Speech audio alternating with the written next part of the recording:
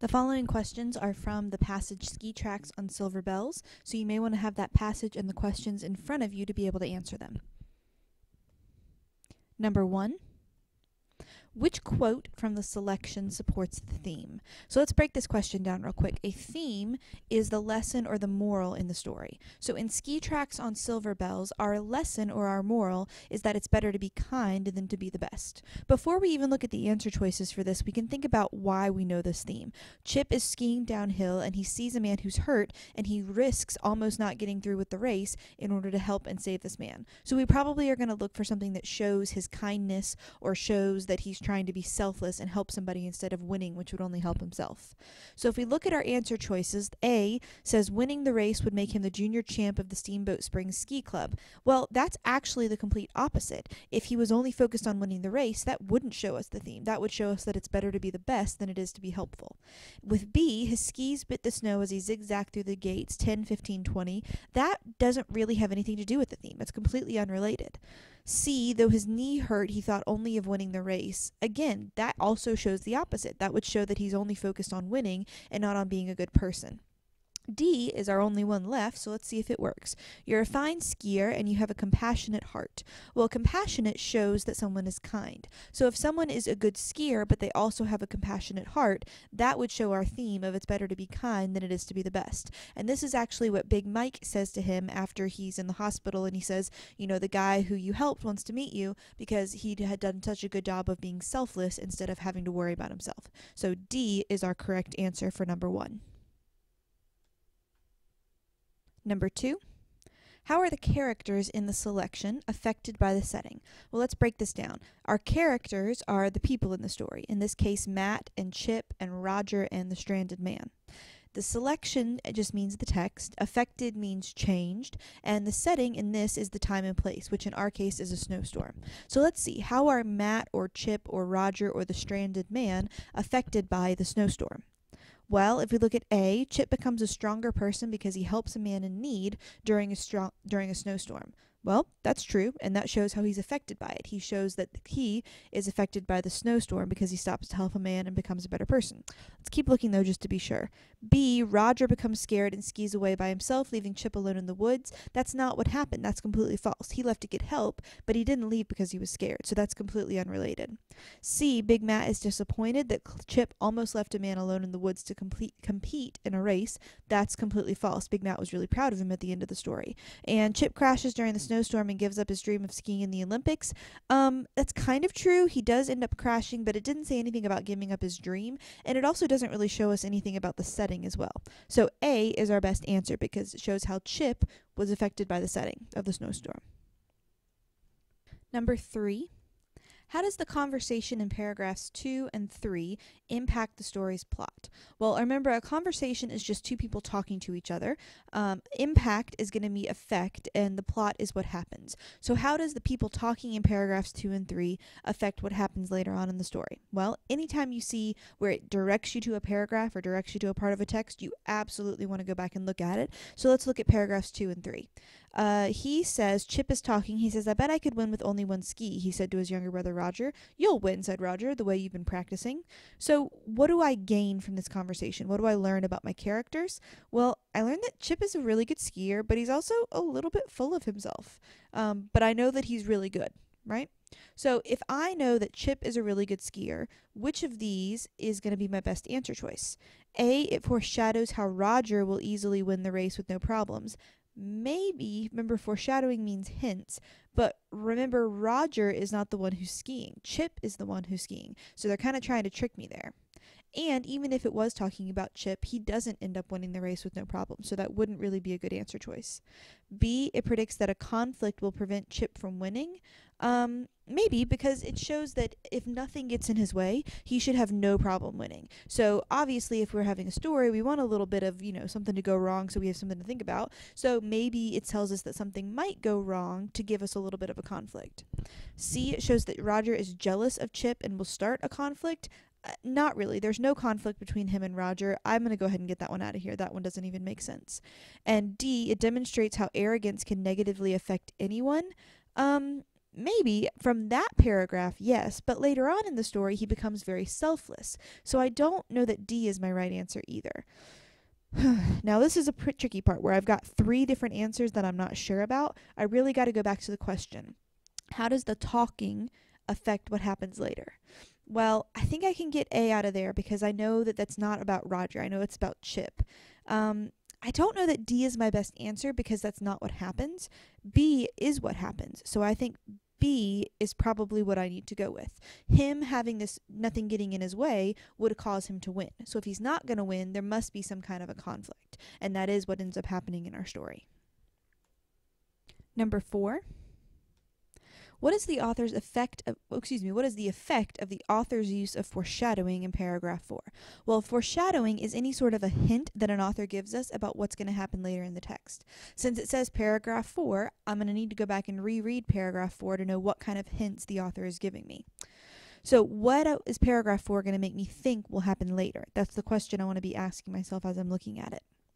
So they're skiing along. It talks about how beautiful everything is. But then look at this ending part. There's no sound. Nothing moved in all the vast expanse of snow and forest. The brothers were alone on the mountain, right? That last little part right there is kind of like creepy, like a bad quiet, almost like it's too quiet, which almost makes me feel like something bad is about to happen. So let's keep that in mind as we try to answer the question. I think that it's almost like too quiet, creepy quiet. So which of these would make the most sense? A, it hints that danger is approaching. That probably fits with what I just said. Creepy and danger definitely go together. It hints that happiness is in the air. That's the completely opposite thing. That's a happy description, so I'm going to go ahead and knock off B. It hints that a win is sure to happen. Well, nothing about what they said had anything to do with the race, so C is probably not very good either. And it hints that the peacefulness will continue. Maybe I could see somebody reading it and having that interpretation that it sounds beautiful and peaceful, but knowing what happens later on in the text and knowing that something bad does happen, I'm going to stick with A, that it hints that danger is approaching, because it almost sounds like it's too good to be true. It's too quiet. It's too creepy, right? Number 5. In paragraph 4, what does the figurative language below describe? So remember, figurative language is any sort of creative language like similes or metaphors or personification. So let's look at this next piece and see what kind of figurative language we've got. On either side of the trail stood spruce laden with quilts of sparkling white. So anytime you have figurative language, you want to kind of put it into literal terms. What are they literally trying to say with this example? Well, they're basically trying to say that on either side of the trail there were trees. Spruce is a type of tree with a layer of snow covering the branches. So the quilts of sparkling white is like having a layer of snow over the branches. Like if you've ever gotten up early and seen the snow and it's just like laying nice and neat on top of everything, that's what they're trying to describe here. Kind of like this, right? If you can think about it, it's almost like a quilt is covering them. It's the snow covering the branches. So if we know that that's what it literally means, then we honestly just kind of have to look for the one that matches what we said. So A, it's not coverings used to stay warm. B, it's not a light shining through. C, a thick blanket of snow covering the trees. Aha, that's very close. D, a snowfall that has weighed down the grass. We weren't talking about grass, we were talking about trees. So C is obviously my best answer here. Number 6. In paragraph 20, what is the effect of comparing the skiers to springs? So I want to make sure I'm thinking about the question as why the author compares the skiers to springs. What does it happen? Why does the author do that? So let's see if I can find, there it is. The other skiers would be wound up like springs, waiting only for the timer's signal to zing through the gates. So why does he compare the skiers to springs? He means that they're like really excited, like they're super excited, ready to go, they can't wait, almost like when the gates open, they're just going to spring forward because they're so excited. So if I know that it means they're super excited, ready to go, I really just have to find the answer that fits that. So A, it shows that the skiers were excited and ready to ski. That's true. That's pretty close to what I said. Let's keep looking though. B, it shows that the skiers were wound around their skis. That's too literal. That would be if you didn't understand that that was figurative language, it would mean that they were literally like their skis were wrapped around their legs, which just doesn't even make sense. I'm going to take B out completely. C, it shows that the skiers were bouncing up and down. They might have been because they were excited, but again, I think that's still probably a little bit too literal. And D, it shows that the other skiers were angry that they had to wait, and that's completely false. They weren't angry. If you were thinking about somebody jumping like they were angry, you might have thought that one, but if you read carefully, you would have known that they were excited, not angry. So between A and C, both of those were probably happening, but A is a much better answer. C is a little bit more literal, and A is probably closer to what the author meant with their figurative language. Number 7. Which quote from the selection shows the reason Chip nearly missed the race? So basically this is asking, why did Chip almost miss the race? And if you've read the story, you know that Chip almost missed the race because he stopped to help an injured man. So we need to find the example that shows us where Chip stops to help the injured man. So if we look at our answer choices, A, before they reached Elk Meadows, Chip turned onto Silver Bell, a little-known shortcut. That happens, that's true, but it's not really related to him helping the injured man. So A is probably not a good choice. B, halfway down he saw the tracks, odd tracks that ran off the edge of the trail into the woods. Okay, this might be it, because this is where he starts to realize something is wrong, and those tracks are the man's tracks. So that would be a reason, is because he stopped to figure out what's going on there. So we'll keep B in it for now. C, suddenly his injured knee buckled underneath him. He fell, tumbling over and over. That is not right. That's completely unrelated. That happened way after he missed the race. That's why he didn't win the race, but it's not why he almost missed the race. And D, he was taken to the clinic to have his knee strapped, then home to rest. Again, that's true. That was in the story, but it's not why he missed the race. That was after the race had already been done. So I know that C and D are both wrong because they're after the race completely. A is not really related to anything in it. So B is my best answer. Now, honestly, if I were writing this question, I don't know that I would have put B as my answer choice. I probably would have made it something where he's actually interacting with the man. B was a little bit unrelated too, but out of the 4, it's definitely the best one. Number 8. Based on the selection, what can be inferred about slalom skiing? Remember, inferred means that you can guess it from clues. So let's take a look at our answer choices and see if there's any that we can totally take out. A, it's a form of racing on one ski that involves exploring little-known trails. That is 100% wrong. First of all, he's not just on one ski. And second of all, the exploring unknown trails is the part where he's trying to help the man. It has nothing to do with him actually skiing in the race. So I'm going to go ahead and knock A out. B, it's a form of straight downhill racing on skis where the fastest time wins. Maybe, from what I remember about the text, he does do that. C, it's a form of skiing that requires agility and speed in stopping to open and close gates. There weren't any gates that people were opening and closing, so I'm going to go ahead and knock C out of there. And D, it's a form of racing on skis that involves rapid turns around carefully placed obstacles.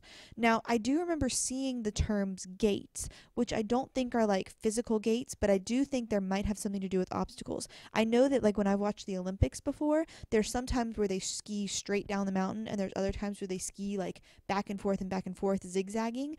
And I don't honestly remember which kind it was that he was doing in this text.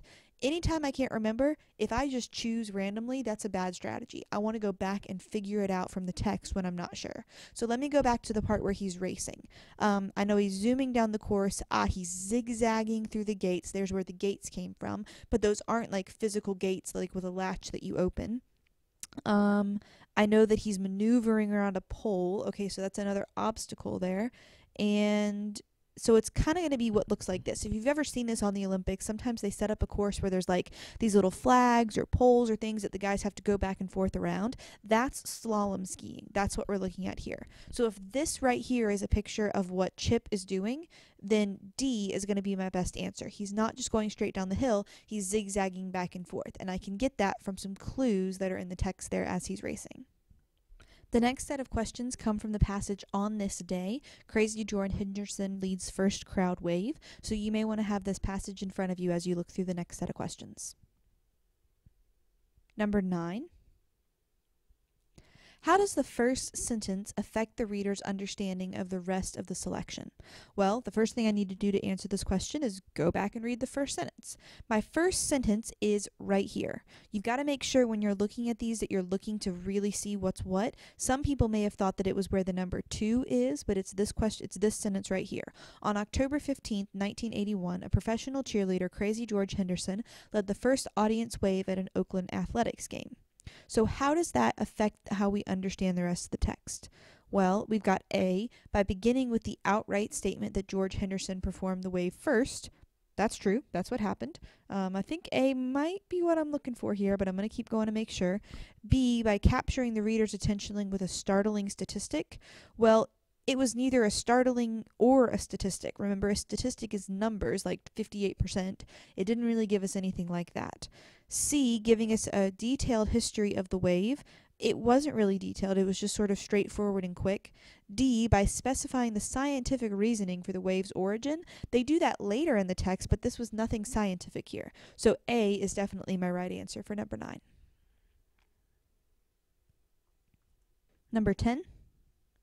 Why is human wave enclosed in quotation marks in paragraph 2? Well, I need to go back to paragraph 2 to figure that out.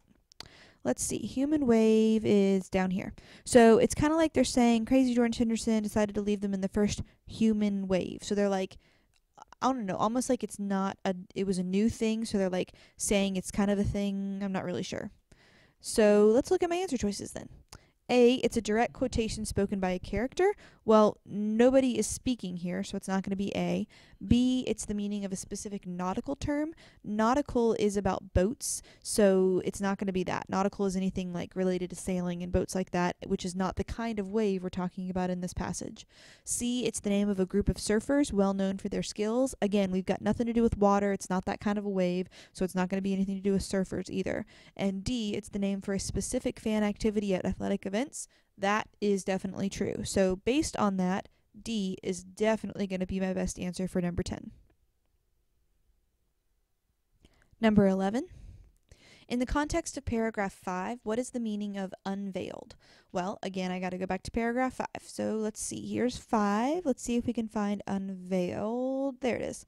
Crazy George invented the wave over a year before he unveiled it in Oakland and had been practicing it at various low-level sporting events. So anytime you have this type of a question, and these are very common on the EOG, the easiest way to answer them is to take the answer choices and plug them into the sentence to see which one fits best. So let's try that with my own example first. He invented it more than a year before he blanked it in Oakland. So before he showed it, before he premiered it, before he showed it off for the first time. So if I know that the idea here is that he's showing it off for the first time, I'm looking for the answer choice that's the closest to show, especially if it's the first time. So let's look at my answer choices. And bam. Right there, revealed for the first time, is very, very close to what I said unveiled would be. That's an easy way to do it so that you don't get yourself confused between the other things. A, wore a sweater, or B, removed a head covering. Both are talking about a physical veil, like what a person would wear at a wedding. And they're trying to trick you there if you hadn't read the text carefully. If you were just looking at the word unveiled and trying to figure it out from other things you've heard it in, you would probably get that wrong if you were thinking about a wedding veil. C, not seen clearly, is just not really a good example at all. It was probably there for somebody who didn't really understand the text very well. But D is our very obvious right answer.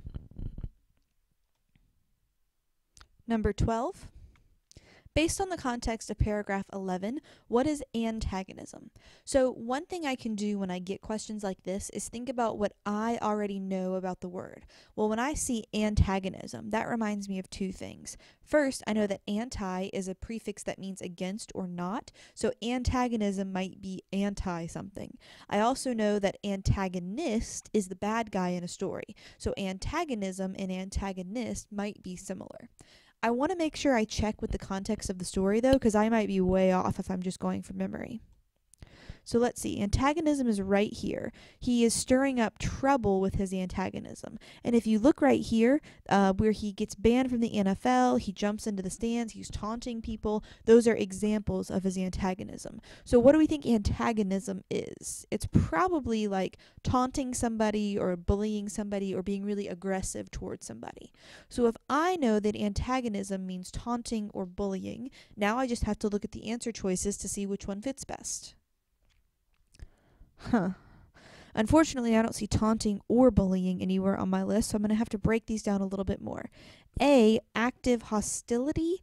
Well, I know if somebody is hostile, that means they're mean or angry, so that might be it.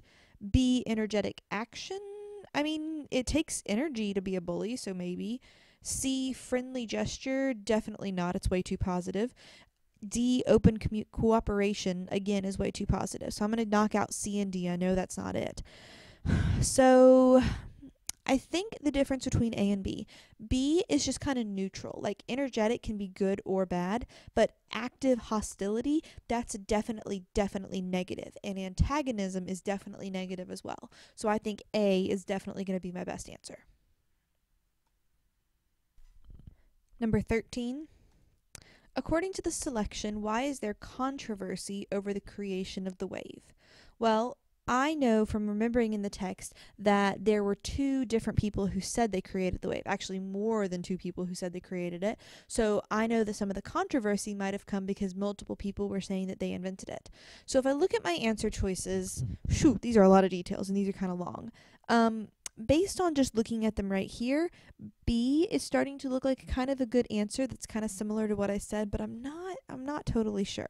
So since I'm a little bit confused here, I definitely want to go back to the text and check. The easiest way to do that, since information for this is probably going to be spread throughout the text, is to look for the word controversy, because I know that that's going to be one of my keywords. So I think right now that B is what I'm looking for, but let me go back and check. So I'm looking for the word controversy. Here it is. There is some controversy over who invented the wave. Former entertainment host Rob Weller claims he led the first wave on October 31st, 1981. Okay, so there's one person who says it. Let me see throughout the text. Here's the very first sentence. On October 15th, professional cheerleader Crazy George Henderson led the first audience wave. So here I've got two different people claiming that they are the ones who did it. So I think B is definitely what I'm looking for. The text proved that Rob Weller and George Henderson both claimed to have invented the wave in October of 1981. Good. So B is my best answer there. Number 14. Why did the author include the subheading, The Science of the Wave? Well, let me go back and see.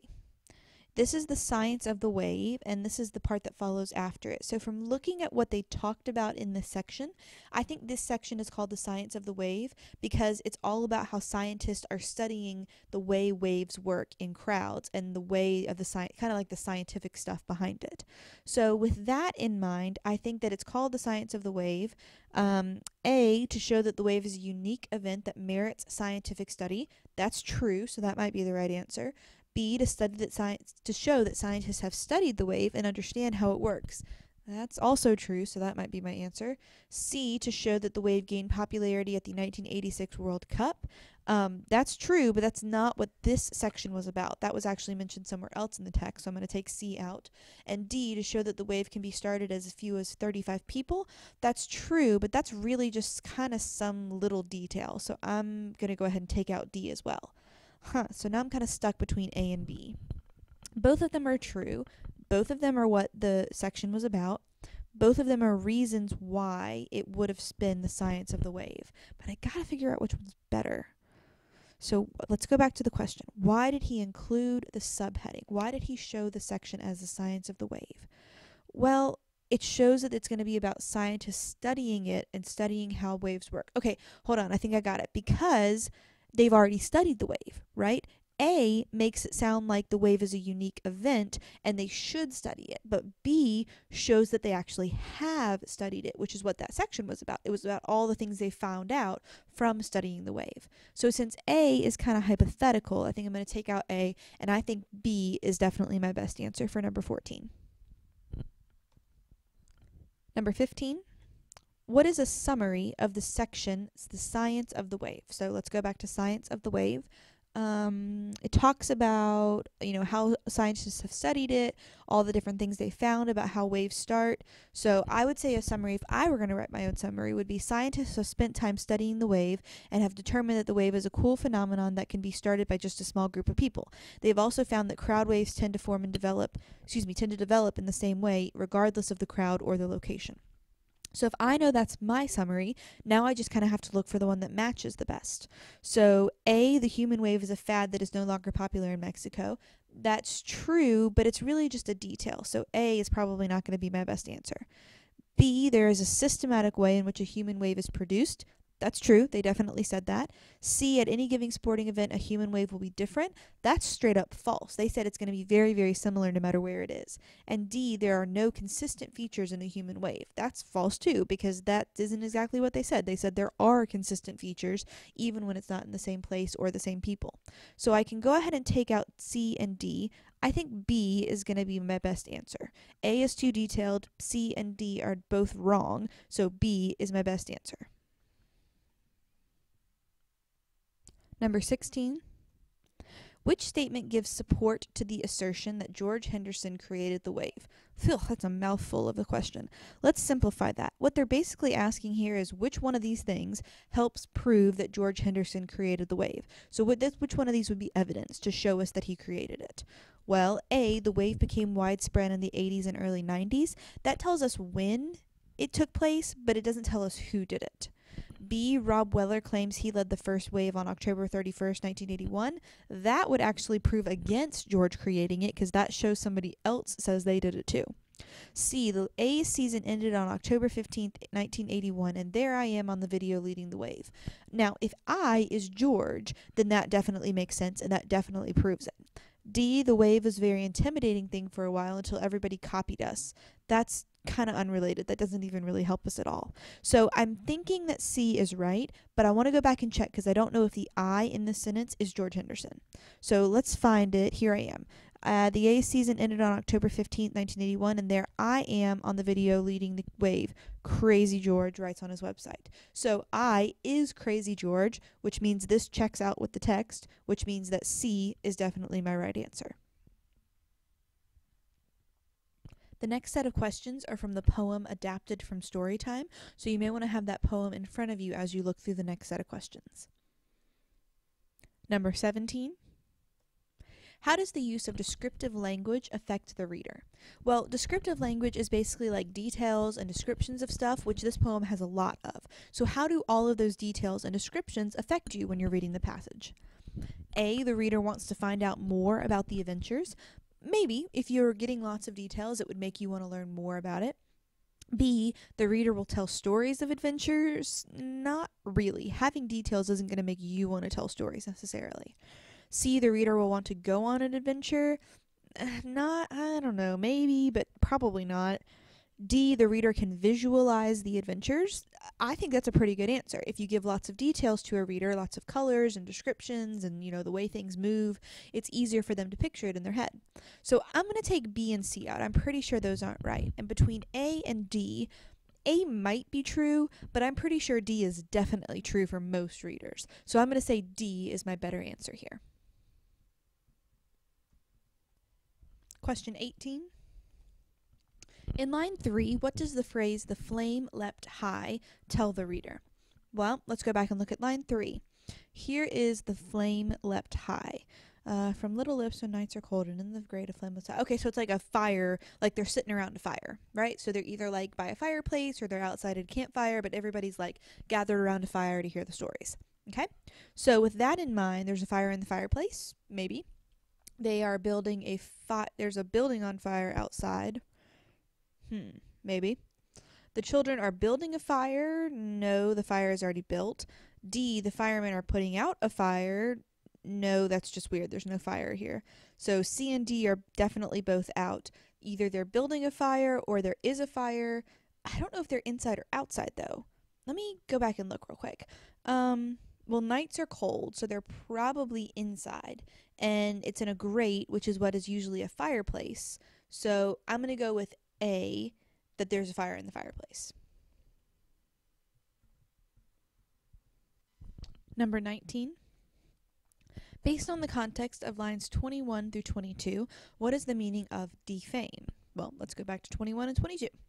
Let's see, here's defame, to battle to the death with those who would defame our native land. So when you've got one of these context clues kind of questions, the best strategy is to try to figure out what you think that word means and what would go best in the blank. So we battle with those who would blank our native homelands, or our homelands is what native lands mean.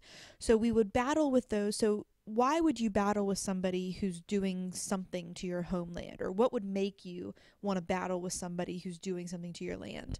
If somebody was hurting it, that would make you want to battle with them. So I would say that defame probably means like hurt or threaten or destroy or talk bad about something, like do something bad to something. So if I know defame means to hurt or threaten or destroy or something like that, then I can go through and figure out which of these might be close. I'm going to go ahead and knock out B and C. It's not going to make famous, that's the opposite, and it's not really sad, that's kind of related but not really. But A and D are both kind of close. If you disgrace or damage something, that's bad, that hurts it. If you irritate or bother it, that hurts it too. So I guess A and D both could kind of be right. I'm going to take both of these and plug them back into the text and see which one sounds better. I could say, to battle to the death with those who would damage our native land, or to battle to the death with those who would bother our native land.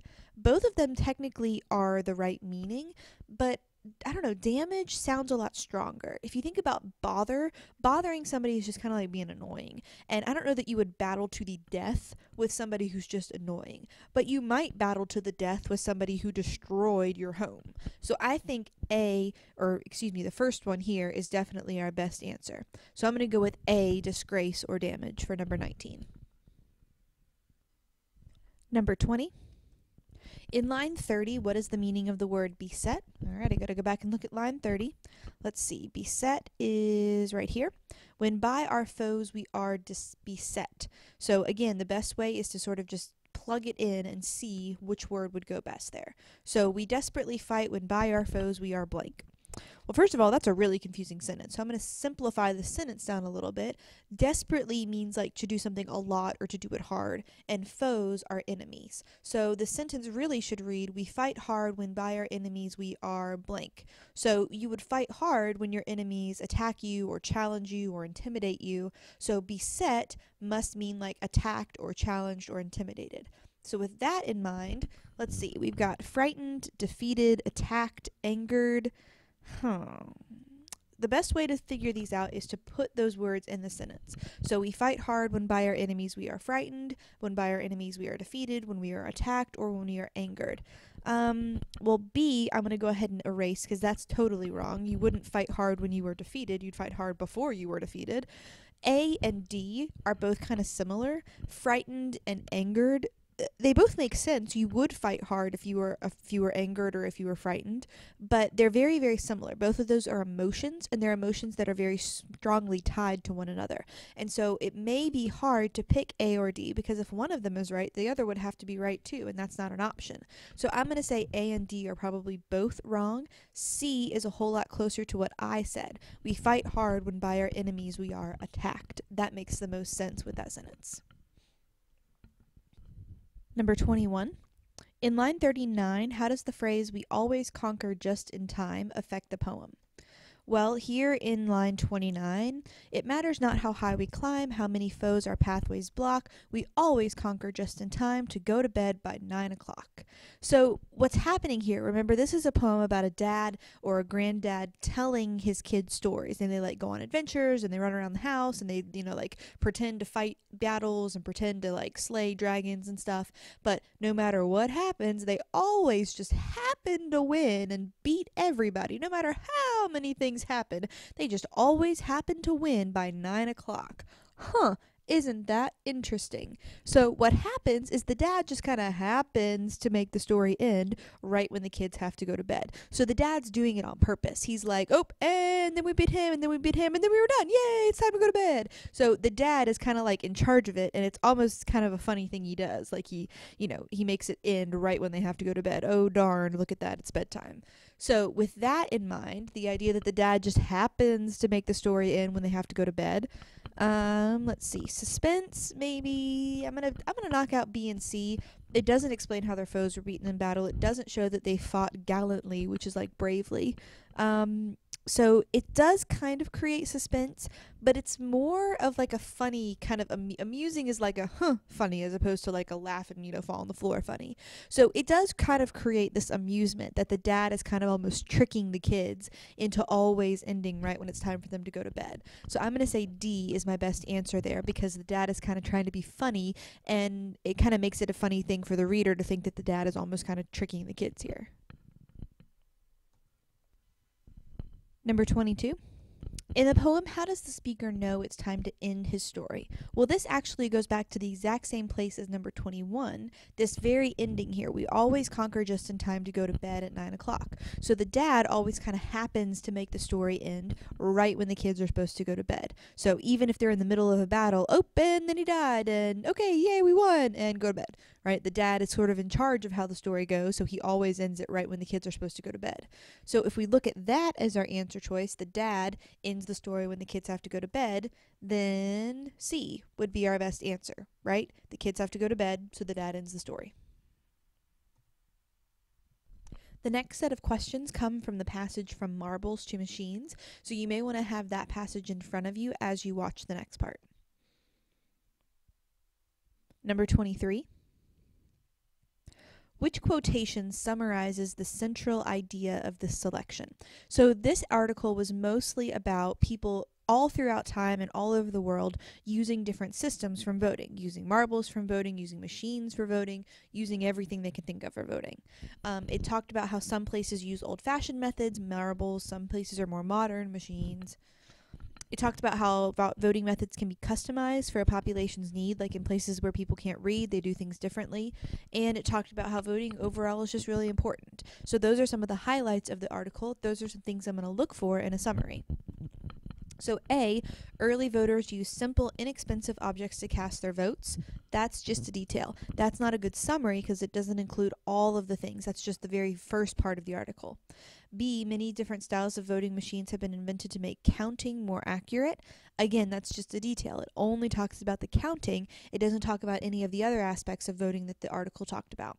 C, many communities around the world provide transportation to the polls. Again, that's a detail. It just talks about transportation, not any of the other issues that were listed in the article. D, whether a voter drops a marble into a drum or points and clicks on the internet, voting is an important process all around the world. So that one hits on quite a few. It hits on using different methods. It hits on old-fashioned and modern. It talks about it being customized for whichever needs the population has, and it explains that voting is important. So D is definitely my best answer because it includes all the important things from the article. Number 24.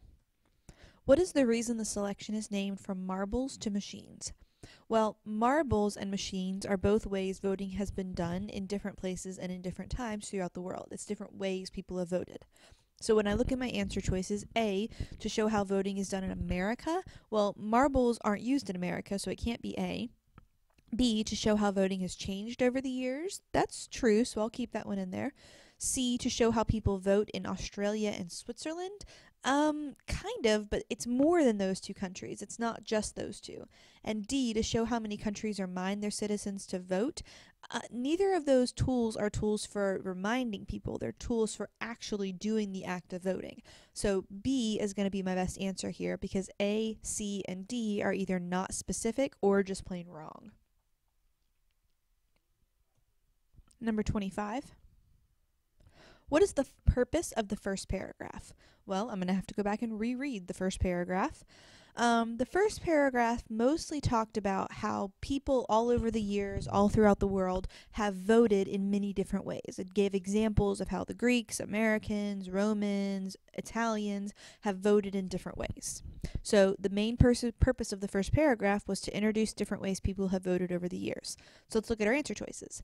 A, it helps the reader understand the humor in the topic. There wasn't really anything funny here, so probably not A. B, it gets the reader's attention by asking thoughtful questions. It didn't really ask any questions, so it's probably not B. C, it creates a mood of suspense by introducing a conflict. There wasn't really a conflict there, so it's probably not C.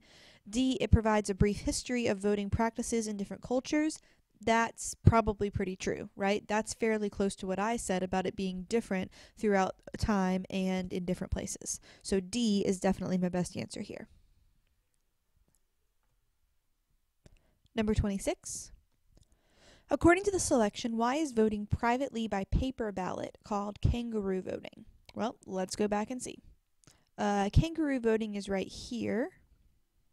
And it says, voting privately by paper ballot is said to originated in Australia. It is sometimes called kangaroo voting. So it's called kangaroo voting because it started in Australia. Pretty easy, right? So it called kangaroo because it started in Australia. Then let's look at the answer choices.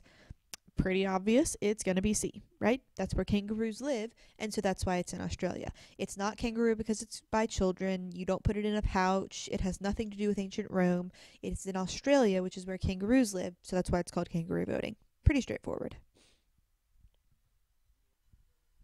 Number 27. In the sentence below from paragraph 4, what does the word precise tell the reader? Machines are often used because they are faster and more precise than counting vote by hands. So what do we think precise means there? Well, it means probably something to do with faster, but it also probably means something like more accurate, maybe, because if you count votes by hand, you might mess up, but machines usually get things right. So precise must mean like accurate or correct. So with that in mind, probably going to go with A. People want the votes counted exactly. Like they want it counted exactly right, no mistakes. Quickly might be correct, but they already said faster, so they probably wouldn't put faster and quickly both in there. You wouldn't count votes repeatedly, that just doesn't make sense, and slowly is completely the opposite of what they said. So A is our best answer. Number 28. In paragraph 5, what does the phrase tampered with or illegally adjusted mean? Well, let's go back to paragraph 5. It says, people also worry that the machines will be tampered with or illegally adjusted to change the results of the election. So that means people are worried that somebody might mess with the machines to change the results. So they might be messed with, or people might cheat, or they might be changed without permission, or they might be hacked into. Those are the kinds of things we're looking for when we mean tampered or illegally adjusted. So if we know that tampered and illegally adjusted means you mess with something or you cheat, then C is pretty obviously my right answer, right? Some workers might cheat by changing a person's vote. It wouldn't tell other people how it voted. It wouldn't help anybody. That would help them, right? You wouldn't worry about that. And it might record a person's vote for them on the ballot. That just doesn't really even make sense. So C is my best answer there. Number 29. In the selection, how are green paint, narrow Roman bridges, and purple ink similar? Well, the green paint is where they paint their arms in Africa after they voted to show that they voted. The Roman bridges they made really narrow so you could only walk across it once so that everybody was going the same direction to make sure they voted once. And the purple ink was in Iraq. People dip their finger in the ink after voting to show that they've voted. So all three of those are ways that they mark somebody or help you make sure that people only vote once, right? So if we know that all of those three things help you see that people only vote once, then, well, my answer is not directly up there, but it would kind of match with D. Having somebody vote only once would make sure that the election was fair, because if somebody voted more than once, the election would be rigged and unfair. It doesn't have tools to help them vote. None of those things help people vote. It doesn't make it any safer. None of those have anything to do with safety, and none of those are things that help them find where to go to vote. So D is our best answer here for 29. Number 30. In the selection, why do ballots in Afghanistan have stamp-sized pictures next to the names of candidates? Well, let's go back and see if we can find where they talked about Afghanistan. They said, in Afghanistan, officials paste stamp-sized pictures next to the names of candidates. It doesn't really tell us why, though. Go up a sentence. In many areas of the world, people can't read or write. So Afghanistan is one example of things people do in places where most people can't read or write. So why do they have stamp-sized pictures? Because many people in that country can't vote. That means they wouldn't be able to read the ballot, and so the pictures are there to show them which candidate is which. So if I look at my answer choices, C is definitely my best answer. Many voters are unable to read the candidates' names. Right? A, B, and D really don't make sense when you think about the context of the passage. Number 31. Which sentence summarizes the election official's solution to the issue of voting rules? Well, there were a couple of different issues that this passage talked about that elected officials had to make rules on to make voting fair. So there were some issues like people might try to vote more than once, some people couldn't read to be able to read on the ballot, and some people couldn't get transportation to the polls. So those are all issues that officials were trying to have rules about to make voting fair for everybody. So if I look here, A, each person votes by voice, so the choices are known. That's a detail. That wouldn't be a summary of anything. If I look down below, are there any other ones I can get rid of? I can probably get rid of D. That's just totally untrue. Only healthy, educated people are allowed to vote, so I'm going to take D out of there. That's definitely not right. A, I just said was a detail. B, voters traveling long distances must be provided food and water, or food and shelter. Sorry, that's kind of a detail too. So A and B are both details. I'm looking for something that summarizes how, in general, they've come up with solutions to voting rules. So I think I'm probably going to stick with C. Even in distant locations, each person is allowed to vote only once. That's something that happens in more than one place, and that's sort of a summary of one way they've come up with voting rules to help overcome the issue of people voting more than once. So C is probably my best answer here. Number 32. Which is a summary of the selection? Well, in this story, An Unexpected Swimming Lesson, it starts with two boys who go out into the ocean to look for sand dollars. Then one of them is afraid of swimming, and they get trapped on a sandbar because the tide comes in, so he freaks out and can't get off. The guy goes to get help, the boathouse catches on fire, and he overcomes his fear to be able to go help people who are in the boathouse and to warn other people. So if I'm looking for a summary, I'm looking for something that includes pretty much all of those points.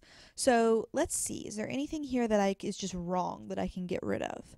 If I look at C, a houseboat fire strands two boys in the ocean. The houseboat fire doesn't strand the boys. The boathouse caught on fire, but they're trying to trick me up here and see if I've read carefully. So I'm going to get rid of C. I know that's totally false. Then I've got to remember with a summary. I'm looking for something that involves the whole thing, that tells the whole story from beginning to end. If I look at A and if I look at D, both of those don't tell me the whole story. Both of them stop with them being on the sandbar. They don't actually say that they overcame anything or that they ended up getting something different. But if I look at B, a young boy on a hunt for sand dollars overcomes his fear of swimming in reaction to an emergency. So I've got sand dollars, I've got afraid of swimming, I've got the house on fire, that's the emergency, and I've got him overcoming his fear. That's the only one that tells me the whole story from beginning to end, so that's my summary. B is going to be my best answer here. Number 33. In paragraph 3, what does the phrase stranded by the tide mean? Well, if I go back to paragraph 3, here is stranded by the tide. Stopping from time to time to examine strange forms of sea life stranded by the tide. Okay, so that means, like, if you know what a tide is at the beach, the water comes in, the water goes out, in and out, in and out. So what happens is the tide came in, and the animals, the little, seashells and stuff were in it. It caught up on the beach, and then the water went away, but those animals and things were sort of left on the beach and stranded. They couldn't get back into the ocean because the water was gone. So the tide, the water, came up high on the beach and then went back out. When it went back out, shells and small little beach animals got left behind. So if I know that that's what stranded by the tide means, then I just got to look for the one that's the closest here. So A, the water withdrew from the sand. That's true, the water went back out into the ocean. B, the waves washed creatures into the sea. That's false. It washed them onto the beach, not into the sea. C, the water drowned the sea creatures on the beach. It left them on the beach, but it didn't drown them on the beach, so that's not really right. And D, the waves crashed roughly into the sand. That's not really what we're talking about here. The waves have already gone away. We're talking about the animals that are left, so that one's false too. So A is going to be my best answer. Number 34. In paragraph 4, what is the meaning of the word romp? Well, let's go to paragraph 4. Let's see. Who was a strong swimmer and liked nothing better than to romp in the surf and ride the big waves into the beach. So Matt liked to blank in the surf. Remember, a good way to answer these context clues questions is to take the word and take it out and see what other word would go best in its place. So if I had to come up with a word, I would say that he liked to blank in the surf, It's kind of like he wanted to like play, right? Like he wanted to play around or splash or like run around. Kind of like if you can picture little kids in like just sort of the shallow area of the waves at a pool or at the beach. They're just kind of running around, splashing each other, that kind of stuff. So romp probably means to play around or to splash or to run. So let's see. I'm going to go ahead and get away from B and C. Even though they both say what I said, splash and run, look at the adjectives or the adverbs that are describing them. Slowly and lazily. That's not really the kind of feeling we have here. So I'm going to take both of those out because none of those actions really match. So did he dive deeply or did he play excitedly? I'm kind of leaning toward D, but now that I think about A, to dive deeply, Matt liked to dive deeply in the surf. That makes sense too. That feels like that fits. But wait a minute, hold on. At this part in the story, they're still in the shallow area. There's really not anywhere where they're out in the ocean, and usually surf is what you call like, the really shallow water that's just right there. So I think probably I'm going to stick with D because I think they're not in a place where he could dive deeply. So I'm going to say D, to play excitedly, is my best answer. Number 35. According to the selection, why does Craig withhold his fears of swimming from his cousin Matt? Now, anytime you're looking at a text and you see the words according to the selection, that means, hey, dum-dum, the answer is in the text. Go back and look for it. If you don't go back and look for it, you're making it a whole lot harder on yourself. So let's see if we can go back and find it. It says, yet he did not admit it for fear that Matt would think him babyish. So Craig doesn't tell Matt he can't swim because he's afraid Matt will think he's a baby. Right? So the text told us that he's afraid Matt will think he's a baby, so let's see which one gets best. Let's see. He wants Matt to think he's an expert swimmer, maybe.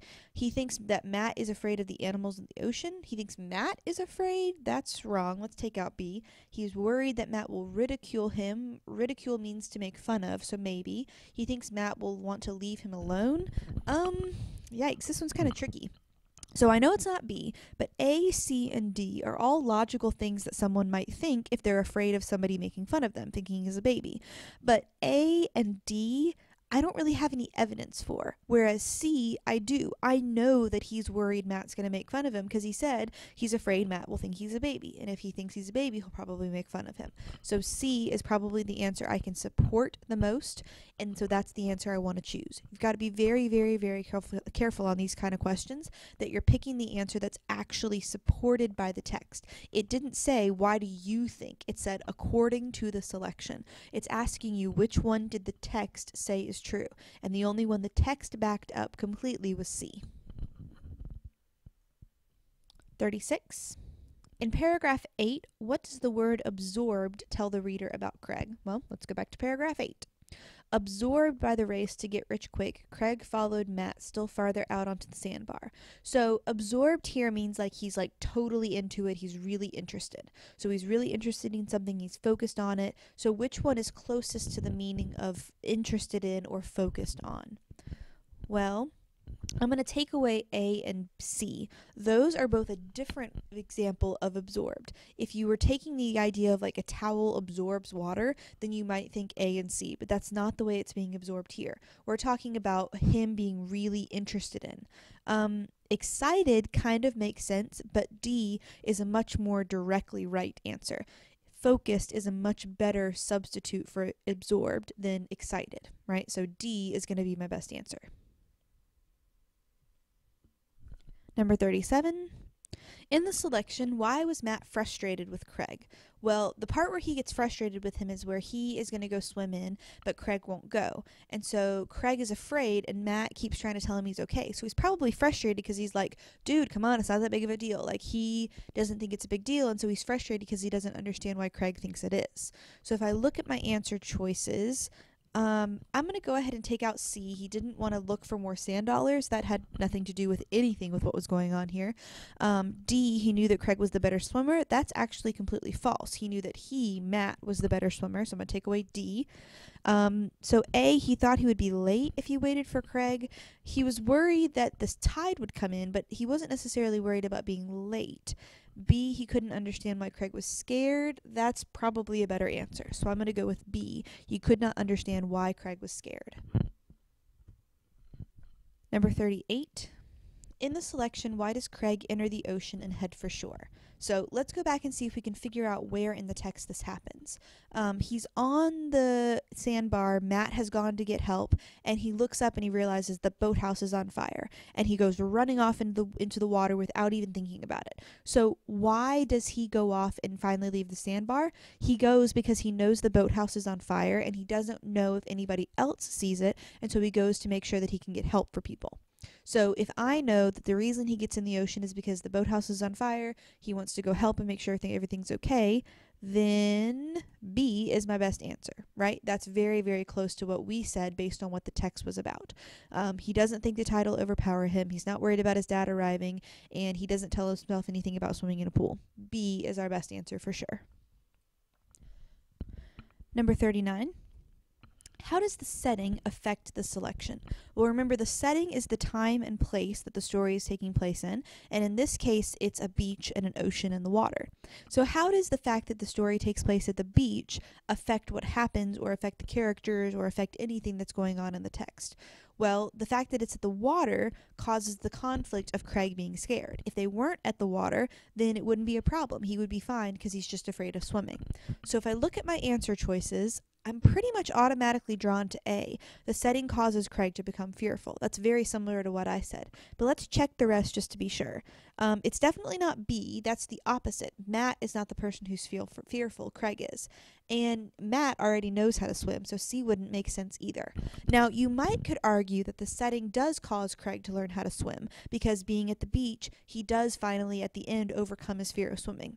But there's two problems with D. First, he doesn't necessarily learn to swim. He just runs through the water. It's just at knee height, so it's not like he's learning how to swim because he's at the beach. And being at the beach is not the thing that forces him to learn how to swim. It's an event. The boathouse being on fire is what causes him to learn to swim. So really, you can't say that the setting is what caused him to learn. The event is what caused him to learn. So A is definitely my best answer here. The next set of questions is from the article The Hottest Soup in New York, so you may want to have that in front of you as you look at these next set of questions. Number 40. In paragraph 3, what does the word zoomed suggest happened to the atoms?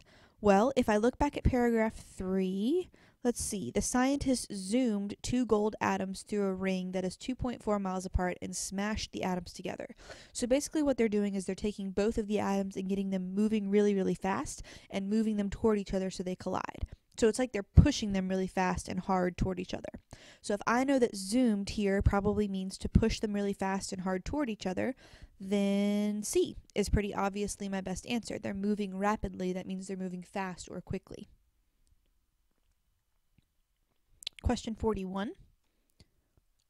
According to the selection, what is the purpose of gluons? Remember, anytime we see according to the selection, that means the answer is going to be in the text, and the answer choice that is correct is going to be the one that the text directly supports. So we want to go back and see if we can find what the text says about gluons, not what we remember about gluons or what we think, what the text says. So the text says that gluons help to glue the particle together. So they glue particles together. So according to the selection, what's the purpose of gluons? They glue particles together. So if I'm looking at my answer choices, I'm kind of leaning toward A. They bind the quark particles together because bind and glue mean the same thing. But I want to check the other ones just to be sure. B, they separate the protons from the neutrons. That's not right, because separating would be taking them apart, not putting them together.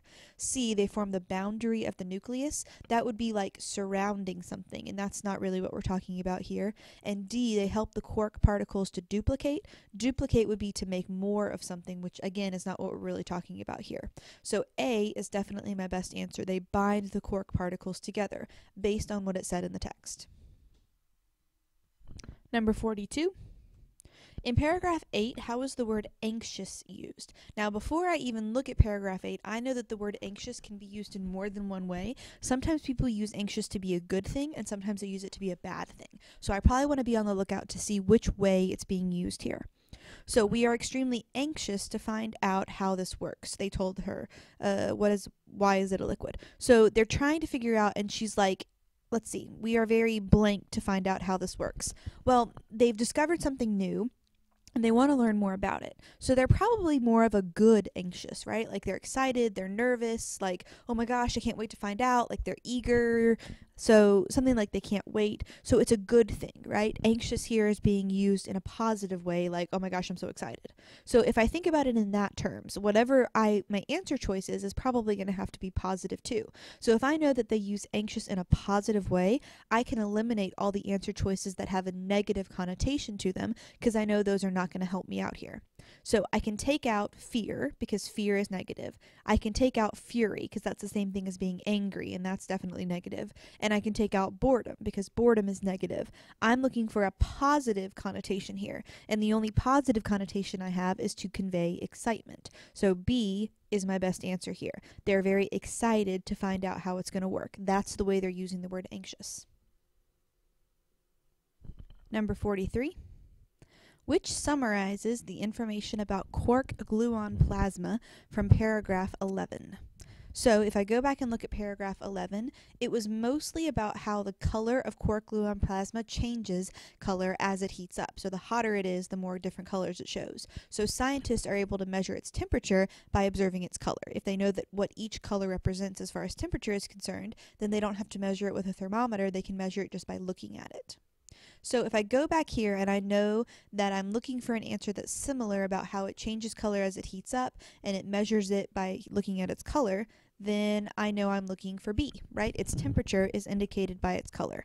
A does mention that it was the lowest on record, but that's not what it was mostly about. It does emit different colors of light, as D says, but that doesn't give you the temperature aspect, and it doesn't glow when heat is applied to it. It glows, I mean, it kind of glows, but it's more about it changing color than about it glowing. B is definitely our best answer. Number 44. What challenges hindered the researchers in measuring the temperature of the plasma? So hinders means like to hold you back or to stop you or like to get in your way or to cause a problem. So what kinds of things made it harder for them to measure the temperature of the plasma? To be able to answer that, we're going to have to go back and find where they measured the temperature. So if we look here, it says that it was harder for them to measure the plasma's temperature because the plasma is very, very small and it only exists for a tiny amount of time before it changes into one type or another. So it's very hard because they have to get that tiny, tiny little thing at the exact right moment to be able to take its temperature.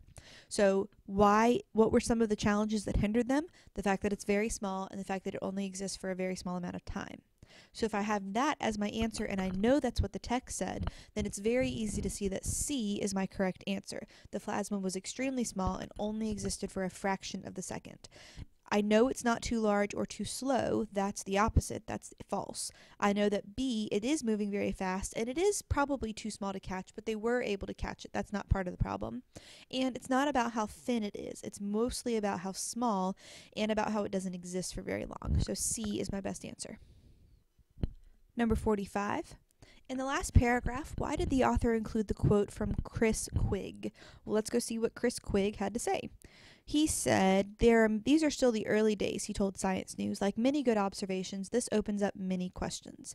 So why did they include that quote? I think they probably included it to show that there's still a lot to learn, it's the early days, and that there's still a lot they don't know about how the atoms and the particles work. So if my answer to this question is that it shows there's still a lot to learn, a lot to discover, then it's pretty obviously A, to support the claim that there's still much work to be done to understand the beginning of the universe. It doesn't hook you into wanting to read more. If they were going to hook you, they would have done that at the beginning of it. It doesn't help sell more issues of Science News, and it doesn't outline future experiments. It doesn't tell you exactly word for word why there are different experiments and what they need to be. So A is your best answer. Number 46. In the last sentence of the selection, what does the phrase, "this opens up many questions," mean? Well, let's go back to the last sentence. He says, these are the very early days, he told Science News. Like many good observations, this opens up many questions. Well, basically what he means by that is that it's like the more you find out, the more you know that you don't know stuff, right? So for every new experiment or every new discovery they make, they find out something they don't know, they find more questions to ask, and they end up having more and more things they want to study and more things they know they need to learn. So if I know that my answer is that the more they learn, the more they want to know and the more they realize they don't know, then I think my best answer would probably be C. Many scientific discoveries create more things to explore. So now that they've opened up one thing and solved one problem, that identifies lots of other problems that they might have want to looked at as well. It doesn't talk about careful research, it doesn't talk about asking questions, and it doesn't talk about needing more research. It talks about how more things are done every time you explain something new. Number 47. Which statement from the selection supports the author's claim that this breakthrough could help scientists better understand the origin of our universe? So when I'm looking at my answer choices for this, I'm going to be looking for an answer that connects what they've learned with the origin of the universe. I want to look for an answer choice that connects the stuff they learned about plasma to the things that they know about the ways our Earth might have started. So if I'm looking at my answer choices here, for A, that new record is 4 trillion degrees Celsius. Well, that tells me about the breakthrough, but it doesn't connect it to the universe. It doesn't say anything about connecting it to how the universe started. So it's not going to be A. B, the hot stuff produced at Brookhaven is a quark gluon plasma, and it spills out like a soup made of quarks and gluons. Again, it tells me about the plasma, but it doesn't tell me anything about the universe, so it's probably not going to be B either. The quark gluon plasma is a new type of matter that's unlike solid, liquid, or gas, but it kind of behaves like a liquid. Again, it tells me what it's about, but it doesn't say anything about the universe. It doesn't connect what we've learned to the stuff that we know about the universe. But look at D. The quark gluon plasma may look a lot like the hot and heavy goo that existed in the universe right after the Big Bang. This one connects what they've learned about plasma to what they think they know about the Big Bang and how they think the world started. So here with D, we've actually made the connection between what they've learned and what they know about the origin of the universe. So D is going to be my best answer because it best answers the question. All of these things are true, none of these things are made up, but D is the best answer for this particular question. Number 48. Based on the selection, what is the author's attitude toward the new scientific record? So basically what this is asking is, how does the author feel about setting a new temperature record? Well, if you looked back in the text, you would know that he thinks it's good because it could help us learn more about lots of different things, about how our planet started, about the way matter works, and just help us in science in general. So if I'm looking at my answer choices, A, he thinks it's fascinating but not overly useful in real-life application. Well, that's half true. He does think it's fascinating, but he does think it's useful, so I'm not sure about that one. B, he thinks it is largely a waste of time in the study of physical science. That is totally false. Cross that sucker out. That is completely opposite of what they said.